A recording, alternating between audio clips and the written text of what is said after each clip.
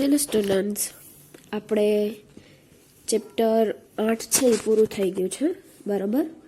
અને 8 પછી જે 9 ચેપ્ટર છે, 9મું, એ કમ્બાઈન છે એકબીજા સાથે, બરાબર. આપણે ચતુષ્કોણ હતું 8મું ચેપ્ટર, એમાં આપણે બધા અલગ અલગ ચતુષ્કોણ જોયા હતા, બરાબર. હવે છે સમબાજુ ચતુષ્કોણ અને ત્રિકોણના ક્ષેત્રફળ, બરાબર.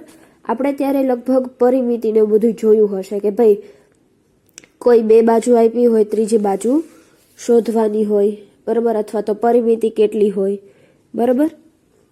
તો પહેલા તો એ એક ફેર તમારે શીખવો પડે, આવશે જ આગળ, કે ભાઈ પરિમિતિ અને ક્ષેત્રફળ બેમાં શું ડિફરન્સ છે, બરાબર.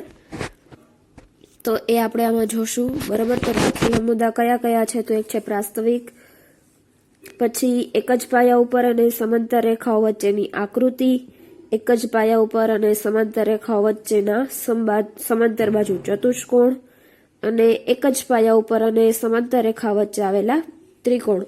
એ આપણે સમજવાના છે, બરાબર. બાકી આમાં આપણે એક પણ જાતના દાખલા કરવાના થતા નથી, કારણ કે સ્વાધ્યાય 9.1, 9.2, 9.3 એ બધા સ્વાધ્યાય છે એ થિયરી બેઝ છે, એટલે કે સાબિત કરો વાળા દાખલા છે, બરાબર. એટલે કે આપણે અગાઉ એ જ રીતે હતા કે ભાઈ સાબિત કરવા વાળા દાખલા કરવાના હોતા નથી, એટલે કે આ કોવિડ પૂરતા, બરાબર. એટલા માટે એને ઈ સિલેબસમાંથી દૂર કરેલા છે. ટૂંકમાં બીજી રીતે કહું તો આખું જે ચેપ્ટર છે આપણું ચેપ્ટર 9, એમાં આપણે થિયરી સમજવાની છે. કેવા પ્રકારની થિયરી? તો કે ભાઈ એક જ પાયા ઉપર શું આવેલું છે, વેધ શું છે, બરાબર. સમાંતર રેખાઓથી જે આકૃતિ બનતી હોય એ કેવી છે, બરાબર. એટલે આખું ચેપ્ટર છે થિયરી બેઝ છે. થિયરી તમારી જો એમાં ક્લિયર હશે તો તમને એના દાખલા ગણવા ઈઝી થશે, બરાબર. કે ભાઈ આ સૂત્ર છે તો એ કેવી રીતે આવી શકે, આ સૂત્ર કેવી રીતે આવી શકે, બરાબર. પછી પરિમિતિ ક્ષેત્રફળમાં શું ફેર હોય, એટલે એ બધી થિયરી જાણવાની છે, બરાબર. તો હવે તમે છે આજે જો આપણે જેટલું કરાવવું એ બધું તમે હવે ફેરબુકમાં લખજો, બરાબર. કારણ કે આ પાઠમાં મેં બધું અલગ અલગ જગ્યાએથી મટીરિયલ ભેગું કર્યું છે, એક સાથે મારી પાસે પણ નથી લખેલું, જેથી કરીને તમારે વચ્ચે કોઈ જાતની બ્રેક આવે નહીં, બરાબર. મારે બધું પાછું ગોતી અને ફરી પાછી પીડીએફ કરવી એના કરતાં તમે લખતા જાજો, બરાબર. ચેપ્ટર 8ની પીડીએફ તો તમને મેં મોકલી દીધી છે. ચેપ્ટર 9ની પીડીએફ સેન્ડ નહીં કરો એટલે વળી પાછા ચેપ્ટર પૂરું થાય ત્યારે કોમેન્ટ કરીને પૂછતા નહીં કે ભાઈ મેડમ ચેપ્ટર 9ની પીડીએફ આવેલ નથી, બરાબર. એવું નહીં પૂછતા, મહેરબાની રાખજો. તો સારું, ચાલો તો આપણે થોડું સ્ટાર્ટ કરીએ.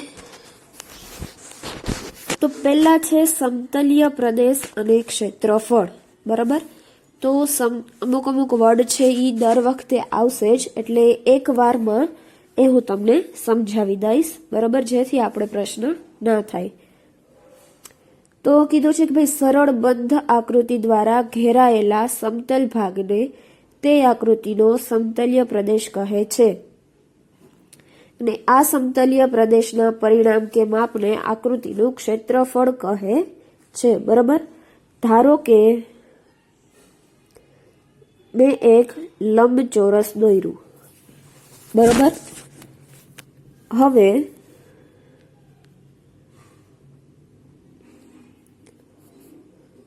આ લંબચોરસનો જે આ પિંક હાઇલાઇટથી મેં કરેલો ભાગ છે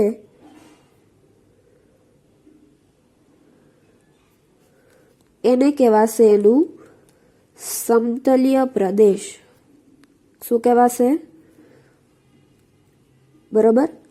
તમને કીધું જ છે કે ભાઈ આકૃતિ દ્વારા બંધ આકૃતિ, એટલે બંધ થઈ ગયું, બરાબર.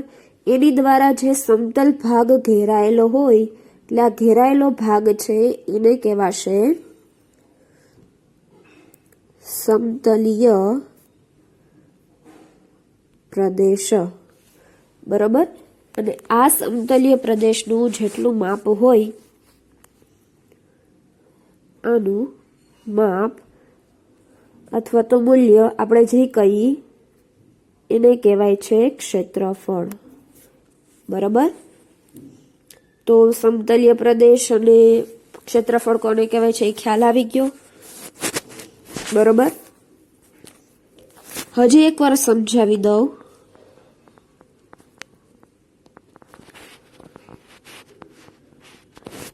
બે ચોરસ છે. બરોબર? આની બાજુની લંબાઈ 8 સેમી છે, આની બાજુની લંબાઈ 8 સેમી છે. બરોબર? હવે મારો આની પરિમિતિ જોઈ છે, આનું મારે ક્ષેત્રફળ જોઈ છે. તો બેમાં શું ફેર છે? તો તમે કહેશો કે ભાઈ મેડમ બેનો સૂત્રનો ફેર છે. બરોબર? એ તો સાચું જ છે, પણ પરિમિતિ કોની મળે? તો કે પરિમિતિ હંમેશા જે ધાર હોય જેના દ્વારા સમતલ આકૃતિ બની હોય એની પરિમિતિ હોય. અને ક્ષેત્રફળ કોનું હોય? તો કે જે ધાર પછી જે અંદરની જગ્યા કવર થઈ હોય, બરાબર, એ અંદરની જગ્યાનું ક્ષેત્રફળ હોય. બરાબર? આઈડિયા આવી ગયો. તો ચોરસની પરિમિતિ જોતી તો કેટલી મળશે? તો કે બધી બાજુનો સરવાળો, બધી બાજુ 8 છે, 8 4 32, પરિમિતિ 32 મળી. અને ક્ષેત્રફળ કેવી રીતે મળશે? તો કે લંબાઈ ગુણ્યા લંબાઈ અથવા તો લંબાઈનો સ્ક્વેર, 88 64. બરોબર? તો પરિમિતિ અને ક્ષેત્રફળ વિશે જે ડિફરન્સ છે તમને ખ્યાલ આવી ગયો હશે. પછી કીધું છે કે ભાઈ આ પરિણામ કે માપને હંમેશા એક સંખ્યાની મદદથી દર્શાવવામાં આવે છે, જેમ કે 5 સેમી સ્ક્વેર, 8 મીટર સ્ક્વેર, 3 હેક્ટર. બરોબર? પરિમિતિ હોય એનો એકમ હોય સેમી, જ્યારે ક્ષેત્રફળ આવી જાય તો એનો એકમ થઈ જાય સેમી સ્ક્વેર. શું કામ સેમી સ્ક્વેર થઈ જાય? કારણ કે 5 સેમી ગુણ્યા 5 સેમી થાય. બરાબર? તો 5 5 25 સેમીનો ગુણ્યા સેમી એટલે સેમી સ્ક્વેર. બરોબર? એટલા માટે જ્યારે પરિમિતિ હતો એમાં સરવાળો થતો હતો, તો સરવાળામાં કાંઈ ફેર પડે નહીં. ખ્યાલ આવી ગયો? તેથી આપણે કહી શકીએ કે આકૃતિનું ક્ષેત્રફળ એક સંખ્યા છે અને તે આકૃતિથી ઘેરાયેલ સમતલના ભાગ સાથે સંગત હોય છે. બરાબર? ઘેરાયેલો ભાગ એ ખ્યાલ આવી ગયો ને. હવે તમને મેથ્સમાં અમુક વર્ડ અઘરા હોય, જેથી કરીને તમને એમ થાય કે ભાઈ આ શું સમતલ ને શું બંધ આકૃતિ, એવો આઈડિયા ન હોય. પણ આવી રીતે ખબર પડે તો એમ થાય કે ઓહ, આ તો આપણને ખબર હતી. બરાબર? એ રીતનું છે. હા, સારું, ચાલો આગળ જોઈએ કે ભાઈ બે એકરૂપ આકૃતિઓના ક્ષેત્રફળ સમાન હોય, પરંતુ સમાન ક્ષેત્રફળ ધરાવતી બે આકૃતિઓ એકરૂપ હોય તે જરૂરી નથી. અત્યારે હું જે બોલી એ તમારે સીધું ઉપરથી જ ગયું હશે. બરોબર? સારું, ચાલો તો એને સમજવાનો ટ્રાય કરીએ. શું કહે છે કે ભાઈ બે એકરૂપ આકૃતિનો મતલબ શું થાય? તો કે જે બહારથી દેખાવમાં સરખી હોય તેવી આકૃતિ. બરોબર? એના ક્ષેત્રફળ સમાન હોય છે. એ તો ખ્યાલ જ છે. બે ચોરસ પૈડા હોય,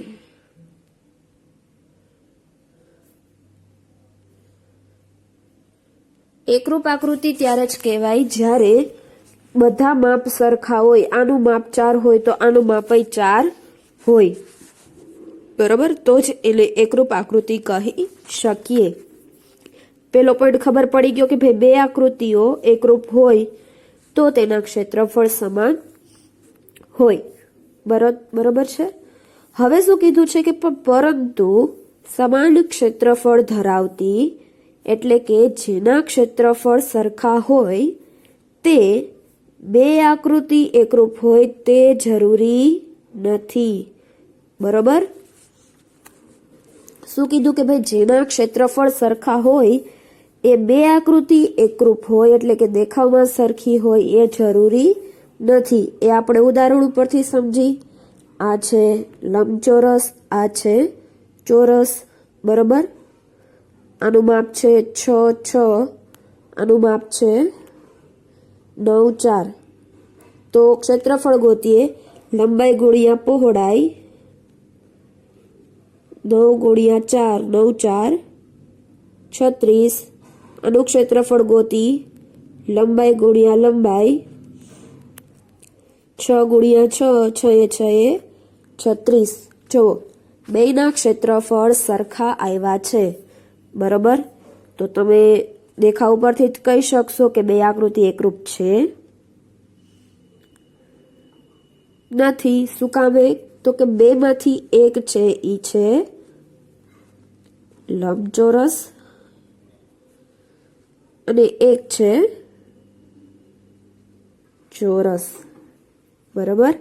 આઈડિયા આવી ગયો, સેન્ટેન્સ સમજાઈ ગયું છે. શું કહેવા માંગે છે કે ભાઈ બે એકરૂપ આકૃતિના ક્ષેત્રફળ સમાન હોય પરંતુ સમાન ક્ષેત્રફળ ધરાવતી બે આકૃતિ એકરૂપ હોય તે જરૂરી નથી, બરોબર.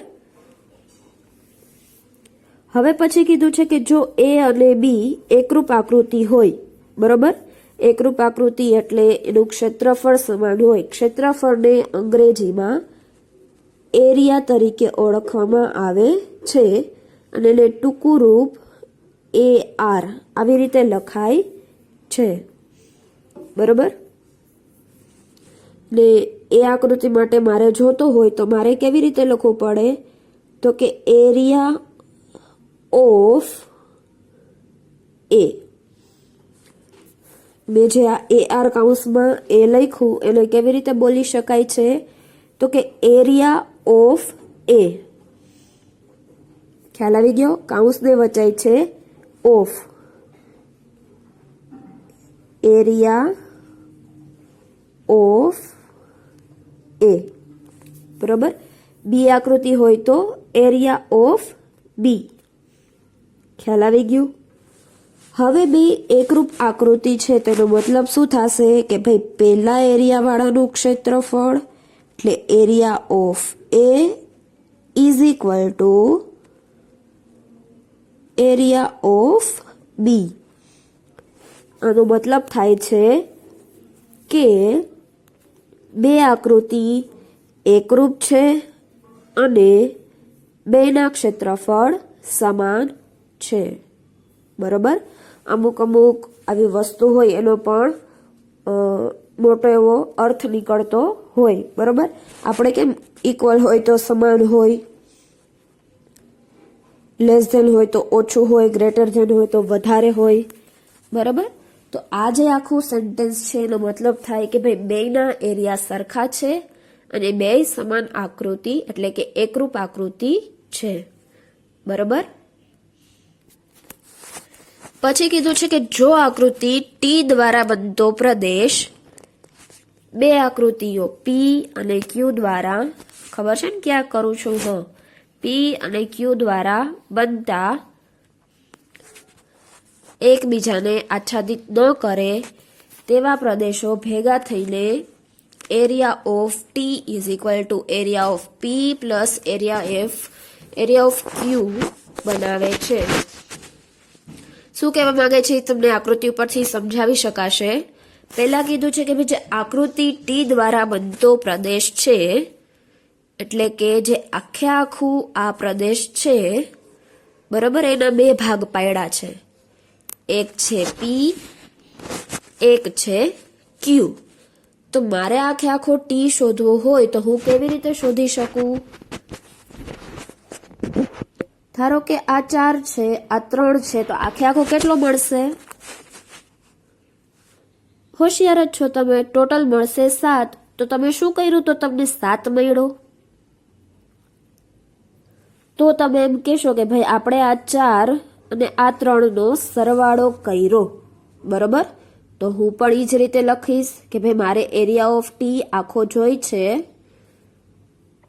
તો મને કેવી રીતે મળશે? તો કે એ મને મળશે area of P plus area of Q બેનો સરવાળો કરવાથી મને આખે આખો એરિયા ટી મળશે. બરોબર, જો ખ્યાલ આવી ગયો. બરોબર, બે આકૃતિ પી ક્યુ દ્વારા એકબીજાને આચ્છાદિત ન કરે. આચ્છાદિત ન કરે એટલે તમે જોઈ શકો છો એક આડી લાઈન છે, એક ઊભી લાઈન છે, બે ક્યાંય લાઈન ભેગી થતી નથી. બરોબર, એટલે એનો મતલબ થાય આચ્છાદિત કરતું નથી. બરોબર, તો area of T is equal to area of P plus area of Q. એટલો ખબર પડી ગઈ. બરોબર,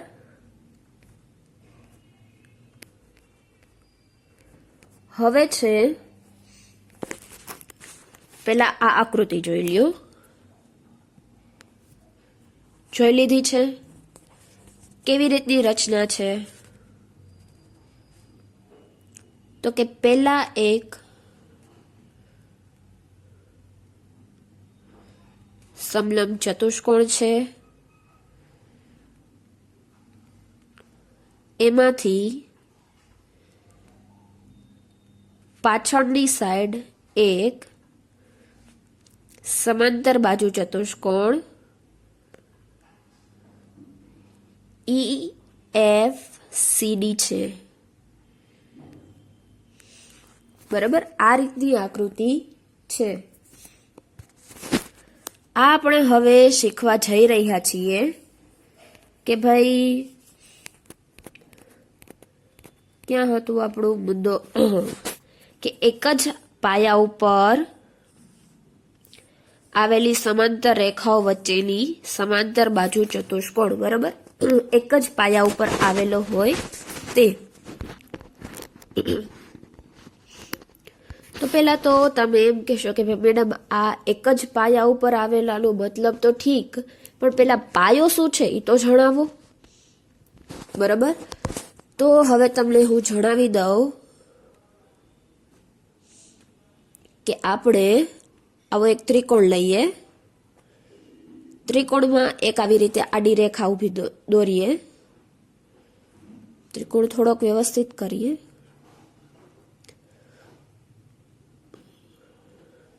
બરાબર, તો હવે તમે પાયો કયો કોઈને પાયાની ડેફિનેશન તો ન કહી શકાય, પણ પાયાની કઈ બેઝિક સમજ છે?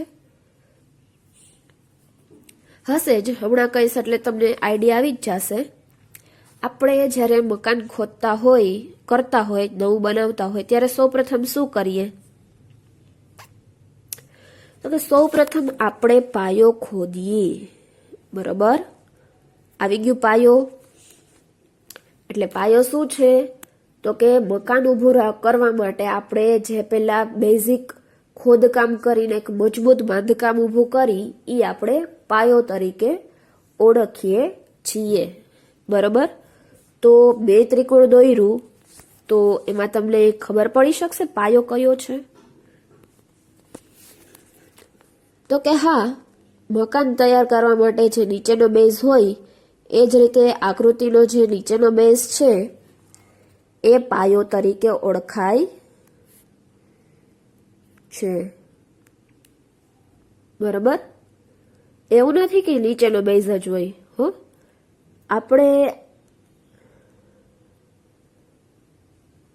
પાયો ખોદી ઉપર મકાન કરી તો આ પાયો કહેવાય. બરાબર, તો એ જ રીતે આ પાયો ઉપર આવી રેખા. બરાબર, અને મકાન નથી કહેતા, આને શું કહી છીએ આપણે? વેધ. બરાબર, એટલે કે પાયામાંથી જે ઉપર રેખા નીકળે એને કહેવાય છે વેધ. અને વેધ જ્યાંથી નીકળો હોય એની નીચે જ પાયો હોય. બરાબર, કેવી રીતે કહું છું? તો કે આ તો અહીંયાથી નીકળે તો આ પાયો થાય, અહીંયાથી નીકળે તો આ પાયો થાય, ઊભી આવે તો આ પાયો થાય. બરાબર, એટલે વેધની નીચે જે હોય બેઝ એ પાયા તરીકે ઓળખવામાં આવે છે. સારું, ચાલો તો પાયાનું ક્લિયરન્સ આવી ગયું છે તમને. હા, તો હવે જે પછીની લપ છે એટલે કે તમારા માટે લપ છે, બાકી ઇઝી જ છે, એ આપણે નેક્સ્ટ લેક્ચર. હાલ પૂરતું કેટલું લખવાનું થશે તો ચેપ્ટર 9 સ્ટાર્ટ કરી આ સમતલ્ય પ્રદેશવાળા પોઈન્ટ બસ અહીંયા સુધી. ઓકે, આકૃતિ નહીં દોરતા ચાલશે, દોરવી હોય તો દોરજો.